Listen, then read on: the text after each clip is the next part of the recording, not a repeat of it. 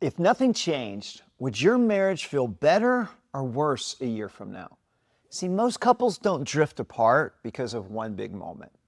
They drift apart because, well, over time, they begin to see each other through a different lens. And that lens, whether it's positive or whether it's negative, quietly shapes everything. It affects how you hear your spouse's words. It affects how you interpret their tone, how you respond in conflict, and even what you assume about their heart. So today, I want to help you recognize which lens is shaping your marriage and what can be done if it's pulling you farther apart instead of bringing you closer together. Because I'm telling you, once you see it, once you understand which lens you're looking through, then you can begin to change it. Now, before we go any further, let me tell you a quick story from our own home. So we once had this smoke detector, and it was incredibly sensitive.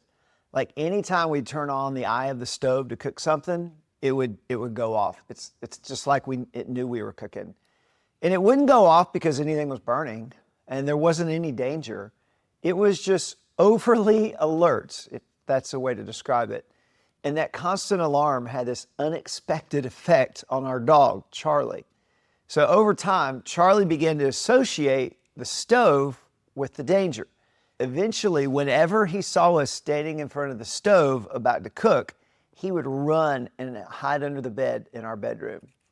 The stove hadn't changed. The situation hadn't changed. But the alarm had trained him to expect something bad. So eventually we replaced that old smoke detector with a normal one.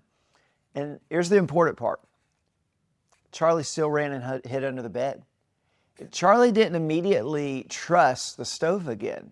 It took time, repeated moments of safety, consistency, but slowly he began to relax. And now it's only when I cook when he hides under the bed. And that's exactly what happens in many marriages. Many marriages operate from a kind of internal alarm system. It's a default way of interpreting what's happening. In some marriages, that system's calibrated towards trust. In others, it's calibrated towards a threat. So when a marriage is operating from a positive default, spouses tend to give each other the benefit of the doubt. They assume good intentions even when communication isn't perfect. But when a marriage slips into a negative default, something subtle happens. Even neutral moments, just everyday moments, start to feel tense. Innocent comments sound critical. Positive gestures even get filtered through suspicion or even not noticed, or they're taken negatively, even if they're positive. The alarm is always going off. But here's the thing. This happens when we allow our bitterness and our anger and what the Apostle Paul calls our flesh to call the shots. See, flesh always plays the victim. So when we walk according to the flesh, we always feel like we're being attacked. Our flesh loves to hold on to anger, and we allow it to turn it into bitterness. And when this happens, we interpret most any interaction from this negative standpoint or this negative default. Even when outside observers see them as it's just neutral, it's just life, or even positive. So in other words, what's being experienced inside the relationship, it doesn't always match what's actually happening. Where are you in your relationship? Do you have a negative default with your spouse, or do you have a positive default with your spouse? So that's why simply trying harder, it doesn't fix it. Because the issue isn't your effort, it's perception. So this default lens, whether positive or whether negative, ends up shaping everything. It influences how conflict unfolds, whether disagreements feel manageable or overwhelming, or whether repair attempts are noticed or missed, and whether your spouse feels like a teammate or a threat.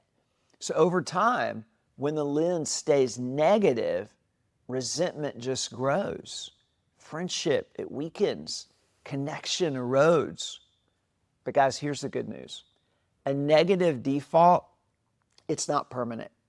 And just like this smoke detector, it can be recalibrated. And that shift doesn't happen by winning arguments or fixing every problem. It happens by taking your thoughts captive and surrendering them to Jesus. See, ask Him in the moment to help you die to your flesh and then respond appropriately to your spouse. And then you and your spouse have to begin rebuilding emotional safety and friendship over time. So what does that actually look like? So one of the most important shifts happens when spouses learn to accept influence from each other. And guys, I'm telling you, that's really tough to accept influence from your spouse when you have a negative standpoint of everything they do. Have you ever noticed that most people will accept influence from anyone else, even some social media influencer online, but we never allow our spouse to influence us? Why is that? I mean, do we always view it as a competition? See, this is supposed to be our most cherished relationship. It doesn't mean you have to agree on everything, but it means you genuinely value your spouse's perspective, even when you see things differently. See, acceptance softens defensiveness. It tells your spouse, you matter, your voice counts, you get an opinion in my life. Want to change the dynamic in the relationship? Ask your spouse's opinion on something, and then take the advice, and then notice their reaction.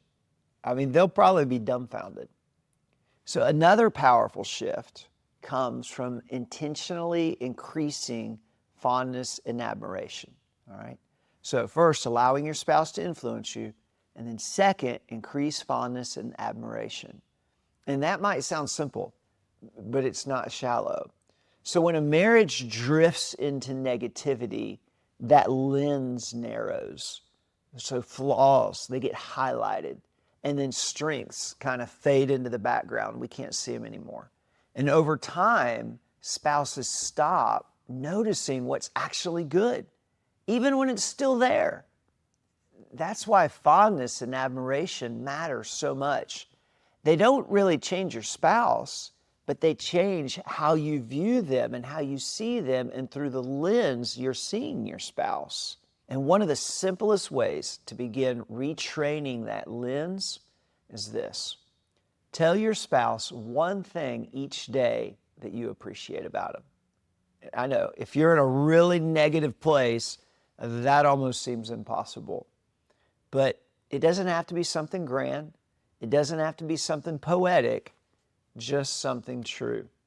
It might be the way they handled a stressful moment, the way they showed up for your kids, or the fact that they kept going when things were hard. And here's what's important. This isn't about saying nice things to get a better response later. This isn't manipulation. It's recalibration. I want you to lean in, and I want you to understand this principle. What you constantly look for, you'll eventually begin to see more clearly. It's true. If you're constantly looking for negative things from your spouse, or bad things, or things to be upset about, guess what? You'll find them. But when you practice appreciation, you're teaching your heart to slow down and to notice. You're reminding yourself that your spouse is more than their worst moments. And over time, that changes the relationship. Not overnight, kind of like our Charlie dog with the smoke detector. It's gradual, but it's not magical, but steady over time. If you look for mistakes and flaws, guys, you'll find them. But when you intentionally look for the good, the positive, you'll find that too. I mean, you marry this person for a reason, right? Fondness and admiration, it softens our defensiveness. They make grace more accessible. They lower the internal alarm system that we have. And in marriage, where the alarm isn't constantly going off, then guess what?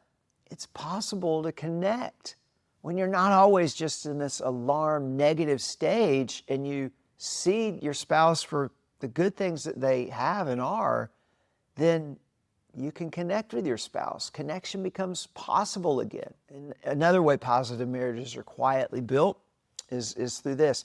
It's through something most couples don't even realize they're doing. They don't even realize they're missing it either. Every day, your spouse makes what Dr. John Gottman calls bids for connection. A bid is simply an attempt to connect with you, right? It might be a nice comment, just kind of made in passing. Hey, honey, you look nice. I like that shirt. It might be a question asked without much confidence, right? It might be a look across the room, a glance. It might be a sweet little text that they send you, hey, praying for you. Or it might be something that you say to them, taking them their cup of coffee in the morning. It might be a story that doesn't really seem that important, but they're wanting to connect with you. All of these things are done with a desire to connect with your spouse. And see, most bids, they're not dramatic. They're small. And because they're small, they're easy to miss. But those moments matter more than we think. This is what healthy couples do. This is what really sweet, healthy biblical marriages do, is they offer bids of connection all throughout the day. Bids. Offer it, receive it, do it. So when a marriage is operating from a positive lens, spouses tend to turn towards those bids. They make eye contact. If they say, hey, you look pretty, they say, thank you, you look nice too. They respond with interest. They communicate, I see you, I'm with you. But when a marriage slips into a negative default, something subtle shifts. Bids start to feel like interruptions, like demands, like inconveniences, or what are you after, right? Are you trying to manipulate me? And instead of turning towards, couples turn away, or they even turn against. So over time, those missed moments, those missed bids, they begin to add up. And the spouse who reaches out begins to reach out less. The spouse who turns away begins to feel more distant, and slowly connection erodes. Not because of big betrayals, but because of small absences. Sometimes it's as simple as pausing your phone, looking up, saying, hey, tell me more about that. Or saying, thank you. Thank you for what you did today. That was awesome. It's responding with curiosity instead of correction. It's responding with presence instead of problem solving. And one simple way to practice this is just by asking open-ended questions that invite your spouse to share. Not fix anything, but just to connect. So here's an example of some questions, right? Hey, what's been on your mind lately today? Or what are you excited about right now? Or what's been harder this week than maybe you expected? And then just listen. Don't plan your response. Don't prepare advice. Just listen. Those moments might feel small, but they do something powerful. Over time, with all those small moments, you'll begin to turn towards each other and rebuild emotional safety. And then they lower the alarm system. They restore trust. They make it easier to assume good intent, again, with your spouse. Because when you feel seen and valued in those small moments, conflict doesn't feel quite so threatening. They allow your marriage to respond instead of always reacting. And if you're listening to this and you're thinking, Daniel, I know what to do, but I just don't always feel like I can do it or have the capacity to do it. Listen, you're not alone. And this is where many Christian couples get stuck. Because the kind of patience and humility and forgiveness we're talking about here, it does not come from willpower alone. It flows from grace. It flows from the Holy Spirit. You cannot consistently extend grace to your spouse if you're disconnected from the grace God is offering you. And so that's why in this next video, how God's grace transform your marriage, we'll talk about where the strength for this kind of love actually comes from. Not from trying harder, but from receiving grace deeply and letting it overflow into your relationship with your spouse. So click here and let's take that next step into the depths of God's grace. Let's take it together. I'll see you there.